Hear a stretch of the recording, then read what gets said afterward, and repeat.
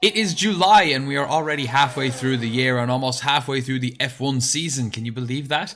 Yes, this week is round 10 of 22 and F1 returns to Silverstone for the British Grand Prix. Located about 2 hours north of London, this 5.891km track is a fan and driver favourite, full of extremely fast and sweeping corner sequences. The circuit has been redesigned and rebuilt multiple times since its debut in 1948, and in one form or another, Silverstone has been around in Formula 1 since the official start season in 1950. The current Arena Grand Prix layout, as it's dubbed, was introduced in 2011 and has remained mostly unchanged since then, other than a few straight name changes. And like most old school tracks, the corners in Silverstone are more commonly known by their names than their corner numbers, which is how we'll be describing them in this video. Now, you might have noticed the lovely orange and black car on screen, and that's because we have finally got our hands on Codemasters F1 22 game, which means we can bring you lap guides more accurate to the modern cars. We will have a full review of the game coming up on the channel next week, and yes, it is quite different to the last game, especially how the cars drive, so be sure to like and subscribe to the channel, hit the notification bell to be notified when we upload that review. Right, let's get into the lap. You want to get as much power down through club as possible to take a higher speed down the Hamilton straight to start the lap. Flick right through the high-speed Abbey, then flat out through Farm before braking hard into Village.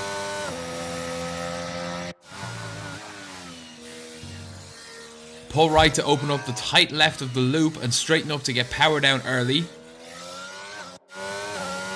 Head flat out through Aintree, pop up in DRS pretty much immediately, and then down onto the Wellington straight. Braking into Brooklands is very tricky. You're constantly decelerating through this left-hander. Let the car run wide through the endless right of Luffield to hold as much speed as possible. Get the power down nice and early and then flat out through Woodcote pretty easily. On to the fastest turn on the track, Copse, a super high-speed right-hander that catches drivers out every year, but hopefully we won't see any big crashes this year. Then onto the amazing Maggots-Beckett sequence, shifting down through each bend and holding as much speed as you can possibly manage. Flat out then through Chapel and open DRS again pretty much immediately to head down the Hangar straight. Brake very late into Stowe, which is very wide and actually allows you to hold more high speed than you might think.